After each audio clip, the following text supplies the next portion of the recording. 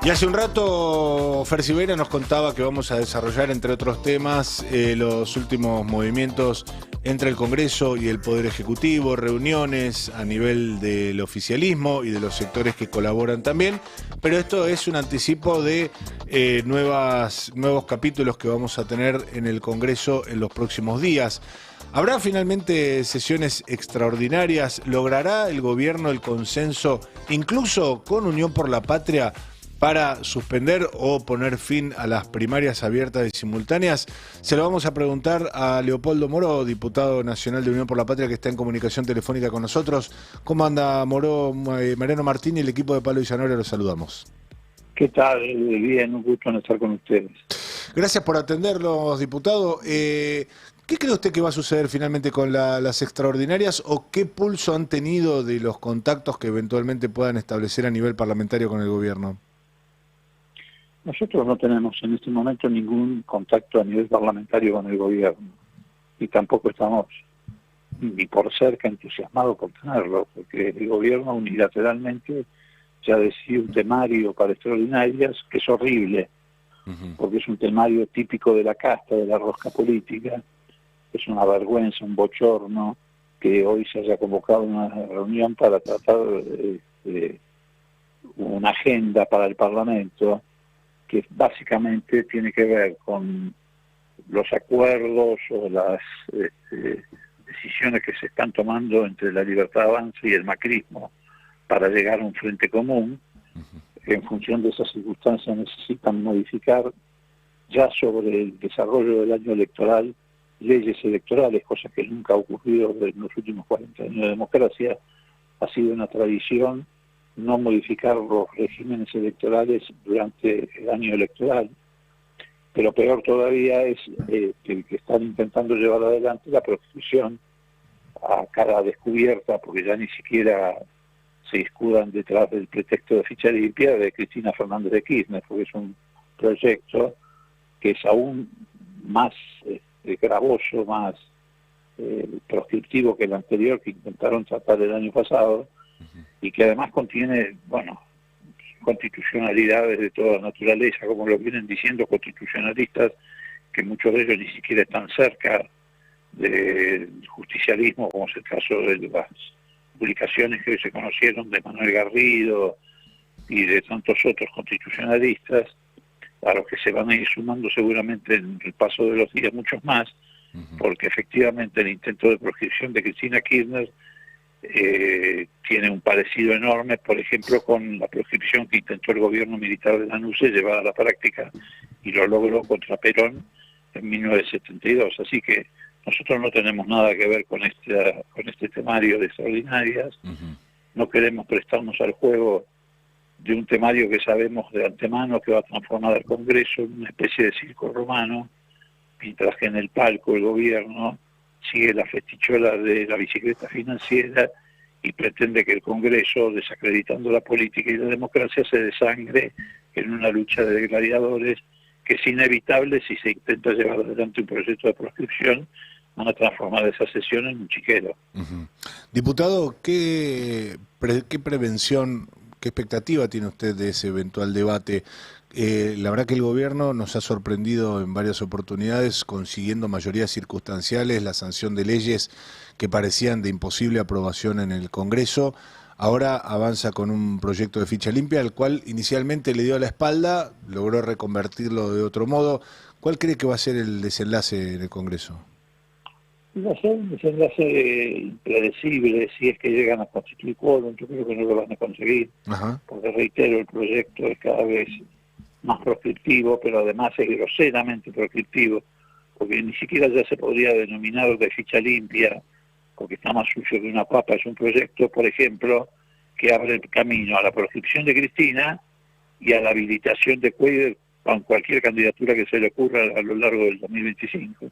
Pero a esta altura no sé si llamarlo la ley de proscripción a Cristina o la ley de protección a Cuadra, porque ustedes saben, por ejemplo, que el proyecto dice, lo que rompe el principio de igualdad de la ley, un disparate total, dice que si alguien ha obtenido una sentencia con doble conforme en el año anterior, o sea, en este caso hasta el 31 de diciembre del 2024, es susceptible de ser excluido de una lista, pero si la sentencia es posterior, no.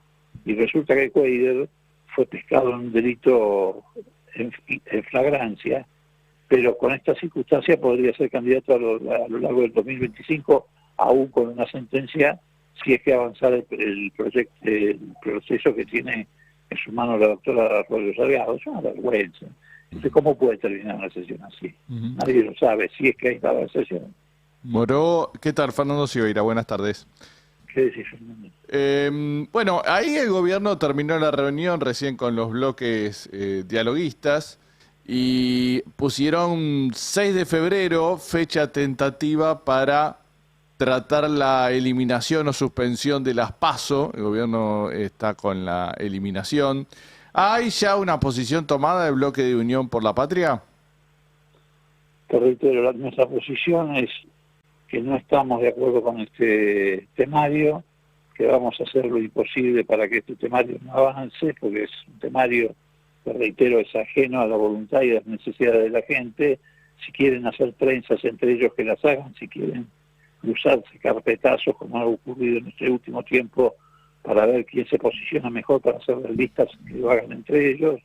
Si quieren ver qué migajas le dan a lo que ellos mismos despectivamente denominan radicales con peluca, que lo hagan. Nosotros lo que queremos en todo caso es que en extraordinaria se trate el presupuesto nacional, porque eso sí interesa a la sociedad, porque es de allí donde emerge lo que se va a invertir o no se va a invertir en salud, educación, universidades, obra pública. Y además queremos que se incluya, por ejemplo, un tema que es acuciante, porque dentro de 60 días millones de argentinos van a quedar inexorablemente condenados a no poder jubilarse dentro del régimen normal y tener que aceptar ser parte de la pensión universal para adultos mayores, que le quita infinidad de derechos y recursos a los futuros jubilados.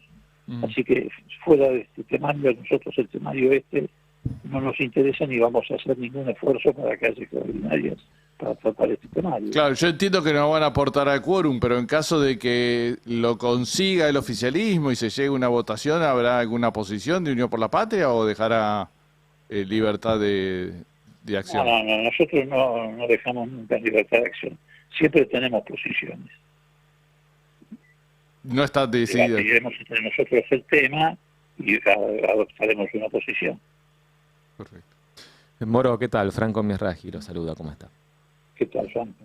Muy bien. No lo quería consultar por una presentación que hizo la Comisión Provincial por la Memoria ante la Comisión Bicameral de Control de los Organismos de Inteligencia por un espionaje sistemático que detectó este organismo de derechos humanos, porque precisó que hubo espionaje de la policía en al menos 38 de las 65 marchas que cubrió como mecanismo de prevención de la tortura. Quería consultarlo por los avances que tuvo esta presentación, cómo está la situación en la comisión bicameral que usted integra. Nosotros en pleno receso, como usted sabe, reunimos la comisión, en este caso para tratar las presentaciones que hicieron los dos diputados del socialismo, Paulón y Fein, y en simultáneo Patria Grande, que conduce Juan Grabois, respecto a la designación de Kravitz en la CIDE. Previamente habíamos reunido la comisión y abrimos un sumario de investigación por los acontecimientos del 12 de abril del año pasado y las presiones que recibieron los detenidos en los penales de Seix y Marcos Paz, precisamente vinculados a que les exigían en los interrogatorios, algunos de los cuales estuvieron mediados por apremios ilegales, que se identificaran sus pertenencias políticas, sociales, gremiales, etc. Así que tenemos dos procesos en marcha y seguramente ahora en estos días tomaremos esto de la Comisión Provincial de la Memoria, que se viene a sumar por otra parte. Bueno, esto está referido concretamente a nuestra función, que es investigar la actividad de los organismos de inteligencia, pero se suman los informes que nos han hecho Amnesty Internacional, la Comisión Interamericana de Derechos Humanos, etcétera, condenando las políticas represivas del gobierno. Perfecto. Estamos en comunicación telefónica con el diputado nacional por Unión por la Patria, Leopoldo Moro, y le quiero preguntar, lo quiero llevar a un terreno más genérico de la política, diputado, porque no parece muy claro el escenario político de la oposición. Yo no sé, me gustaría que comparta con nosotros cuál es su visión de cómo se está reconfigurando el espacio, al menos Unión por la Patria, como principal foco de oposición en la Argentina. Hay muchos señalamientos, yo personalmente comparto, de que todavía no se vislumbra un liderazgo opositor que pueda hacerle frente con efectividad, traccionar a los sectores sociales hacia un mayor nivel de protesta, al menos para atemperar el nivel de agresividad que está teniendo el gobierno con los sectores más desposeídos. ¿Cómo ve usted este escenario de reconfiguración de la oposición? Bueno, a ver, en lo que hace al aspecto estrictamente político partidario, si lo queremos llamar de esa manera, respecto a la oposición, insisto en que el núcleo central más nítido, más claro y más contundente de oposición, no cabe ninguna duda, que es Unión por la Patria, que fue la tarea que nos dimos básicamente a lo largo del año 2024, que es caracterizar nuestro espacio de esa manera, resistir las presiones que hubo de todo tipo, mediáticas, del propio oficialismo, etcétera, etcétera, para romper los bloques parlamentarios de Unión por la Patria. Más allá de alguna deserción individual, no lograron el objetivo que sí lograron en otros casos con otros bloques. Hubo sí un caso de resonancia que fue corregido inmediatamente con nada más y nada menos que la expulsión de Coides en el Senado. Es decir, ahí con toda claridad quedó determinado cuál es el camino de Unión por la Patria de aquí en adelante respecto a la relación con las políticas del gobierno. Y además hemos estado presentes en todas las movilizaciones de todo tipo que han tenido a lo largo del 2024 como hitos de oposición al modelo económico y social. Las convocadas por la CGT, las convocadas por sindicatos o gremios que actúan en paralelo pero no actúan orgánicamente dentro de la CGT, bueno, la de las universidades, la de los organismos de derechos humanos. Es más, nuestros diputados fueron víctimas físicas de la represión. Tenemos causas penales incoadas contra la ministra de Seguridad en los tribunales de Comodoro Pi, que como de costumbre van muy lentamente, sobre todo cuando se tratan de causas contra el oficialismo. Pero de todas formas, en ese sentido, el 2024 cierra con un núcleo de oposición político-parlamentaria muy nítido. Respecto a nuestra actitud no hay ningún tipo de duda. Ahora, efectivamente, el 2025, no solamente por tratarse del año electoral, sino porque el avance del modelo de Milei va definiendo los campos de acción, nos obliga a llevar adelante una política de articulación que amplíe el aspecto partidario del espacio, pero además básicamente amplíe el aspecto de las fuerzas sociales, económicas, etcétera, que se pueden ir sumando a esto. Sobre todo aquellos sectores que obviamente están afectados y van a ser aún mucho más afectados, como el caso de la industria y la producción en general, bueno, incluido en el ámbito de la producción el quebranto del sector agropecuario. 1084 tambos se han cerrado a lo largo del 2024. Todos sabemos que las políticas agresivas de importación van a seguir provocando grandes masas de desocupación en el sector industrial.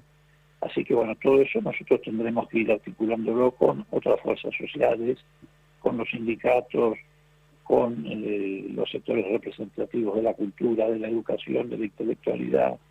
Y esa es la tarea que tenemos que darnos. Respecto a los liderazgos, también está claro que en el espacio de Unión por la Patria el liderazgo predominante es el de Cristina Fernández de Kirchner. Y a partir de allí el respaldo a la gestión de los gobernadores y los intendentes de nuestro espacio, que también están haciendo un esfuerzo enorme por sostener esta situación frente a las políticas agresivas del gobierno, de recortar las transferencias a las provincias, etcétera.